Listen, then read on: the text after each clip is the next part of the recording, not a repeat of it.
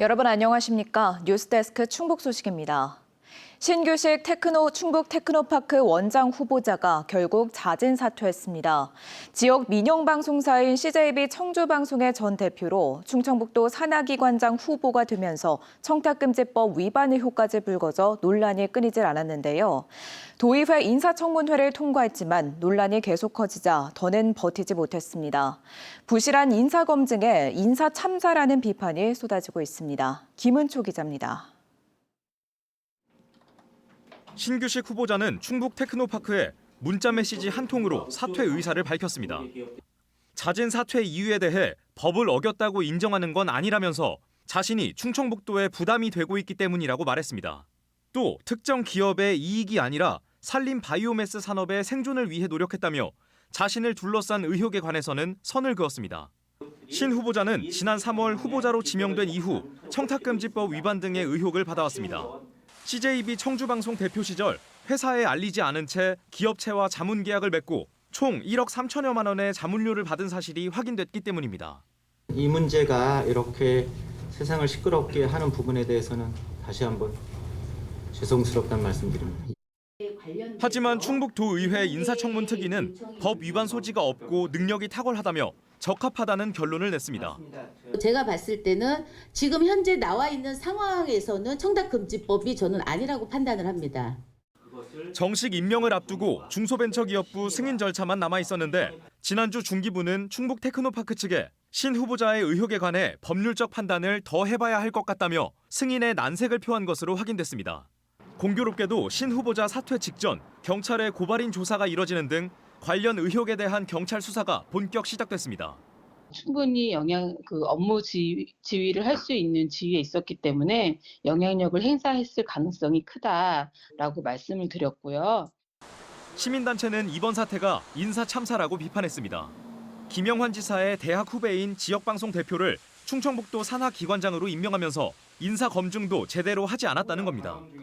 각종 의혹과 논란에도 후보자를 걸러내지 못한 도의회 인사청문회에 대해서는 무용론이 불거렸습니다.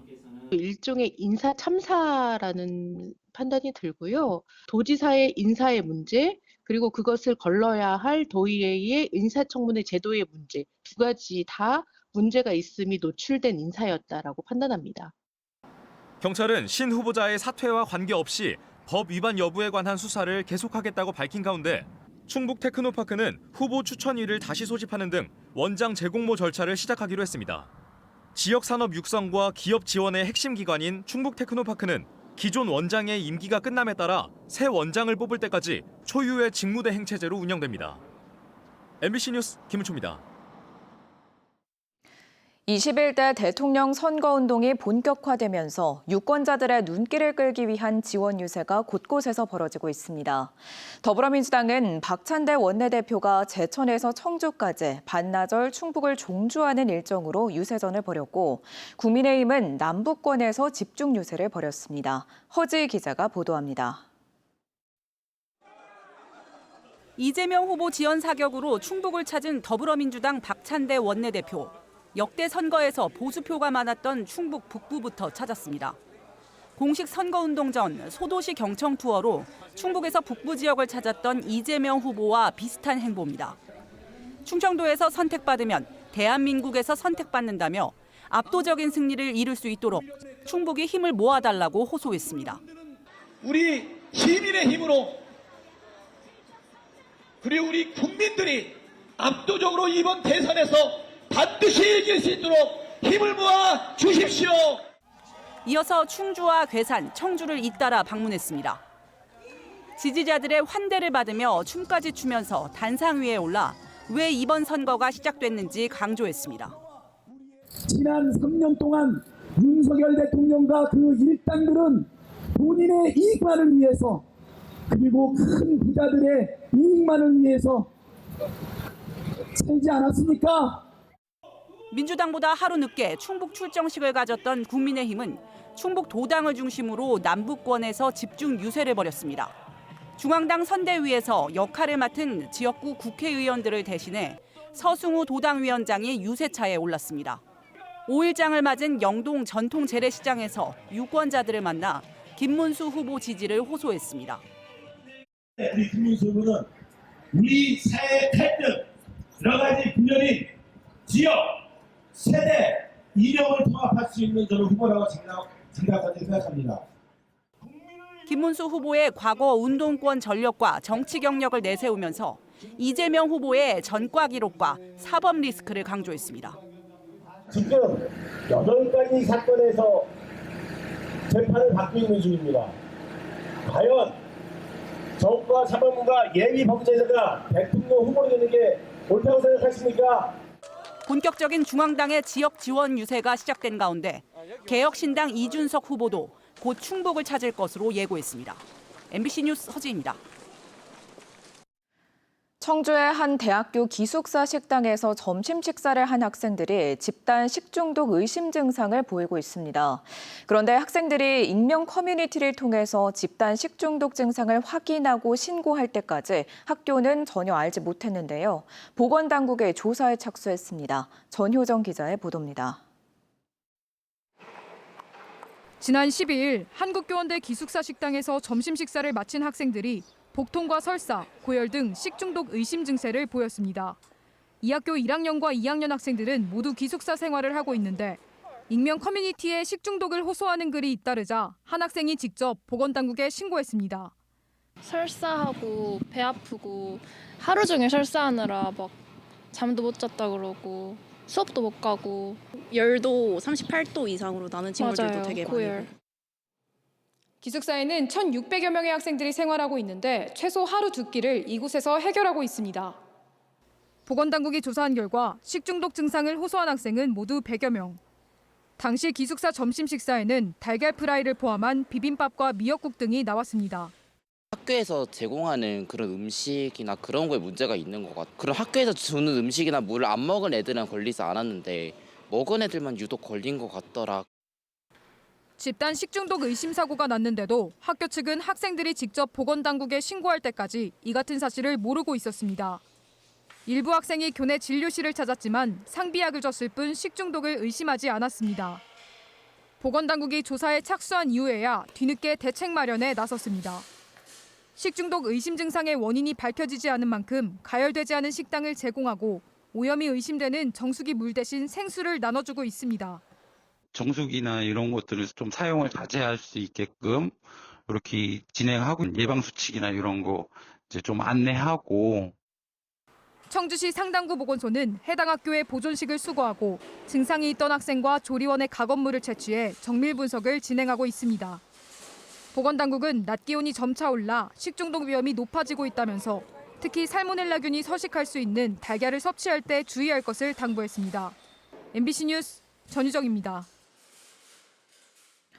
진천의 입주 지원 아파트가 다음 달 2일을 입주일로 통보하자 진천군이 입주 연기를 요구하고 나섰습니다. 진천군은 테라스동 공사가 입주일까지 마무리되기 어렵다고 판단해 입주 시기를 미뤄달라고 요구했다고 밝혔습니다. 지난 2023년 10월이던 입주 예정일이 수차례 미뤄지자 이 아파트는 입주 예정자 2,450세대에 지체보상금 3%를 비롯한 보상안을 제시했지만 이견이 커 협의가 이루어지지 않고 있습니다. 청주의 한 민간 임대 아파트가 시공사의 부도로 조기 분양 전환이 추진돼 논란입니다. 지난해 6월 입주를 시작한 청주시 내수읍의 민간 임대 아파트로 10년 거주 후 분양 전환이지만 임대 사업자가 최근 조기 분양 추진을 통보해 입주자들이 불안해하고 있습니다. 해당 임대 사업자는 지난해 시공사의 부도로 경영난을 호소하고 있는 것으로 전해졌습니다. 이 아파트의 조기 분양 공청회는 오는 18일 내수읍 사무소에서 열립니다. 최근 농촌 지역을 중심으로 다문화 학생들이 크게 늘고 있는데요. 옥천 지역에는 이 학생들을 위한 아시아 문화 교육관까지 문을 열었습니다. 다문화 학생 비율이 워낙 높다 보니 잘 교육하는 것이 지역의 경쟁력이 되고 있습니다. 신병관 기자입니다. 옥천의 한 초등학교 5학년 영어 수업입니다. 학생들이 좋아하는 과목을 주제로 원어민 교사의 도움을 받아 서로 이야기를 나눕니다. 5학년 학생 가운데 다문화 학생은 11% 정도.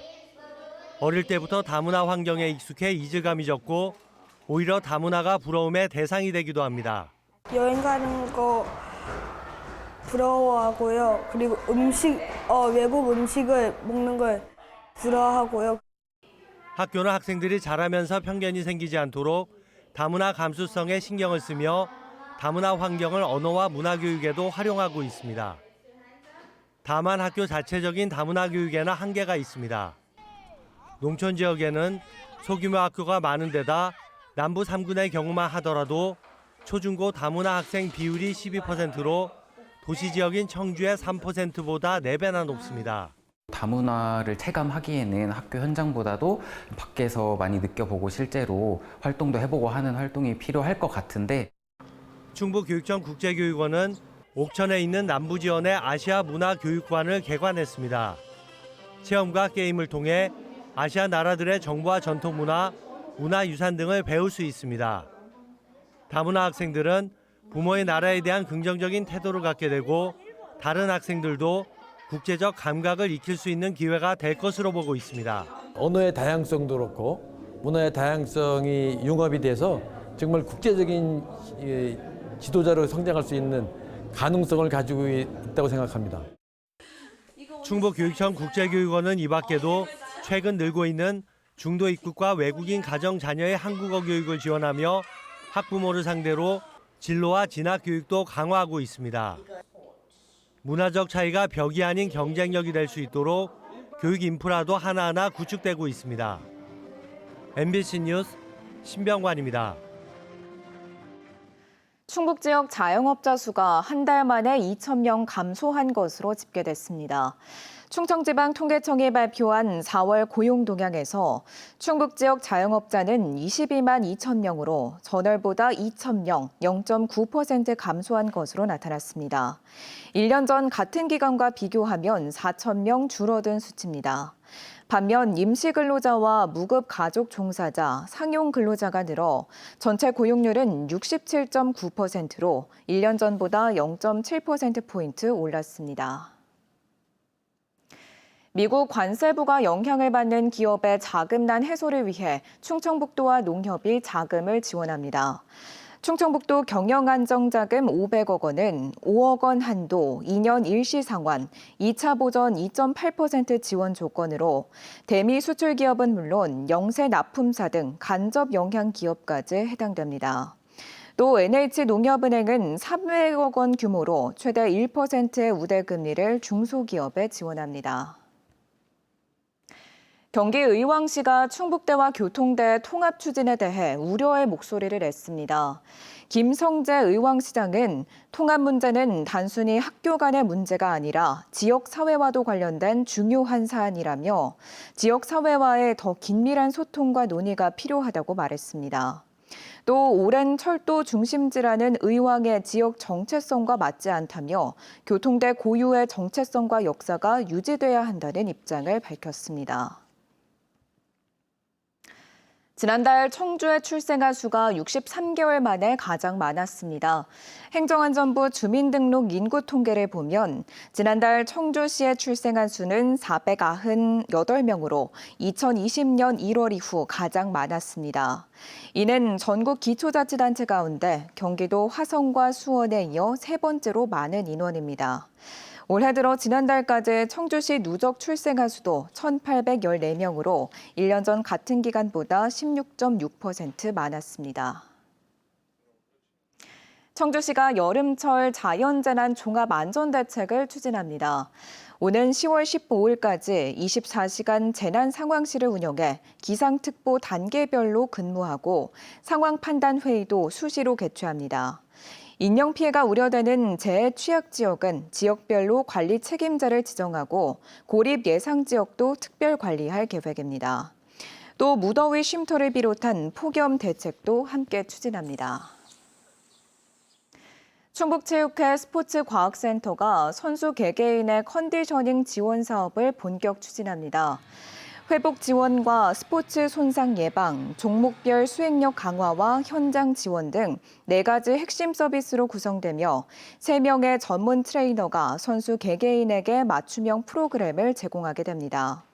스포츠과학센터는 지원 대상을 늘려 오는 10월 전국체전에 최고의 컨디션으로 참가할 수 있게 하겠다고 밝혔습니다. 충북에서 제조, 유통되는 먹는 샘물의 수질이 모두 기준에 적합한 것으로 나타났습니다. 충북보건환경연구원은 먹는 샘물 제조업체 4곳의 제조 공정과 원수, 유통 중인 제품 62건을 검사한 결과 모든 항목에서 수질 기준이 적합했다고 밝혔습니다. 충북보건환경연구원은 먹는 샘물 제조 유통 과정에서 용기를 위생적으로 관리하고 차고 어두운 곳에 보존하는 게 중요하다고 강조했습니다. 지금까지 뉴스데스크 충북 소식이었습니다. 잠시 후 스포츠 뉴스가 이어집니다. 고맙습니다.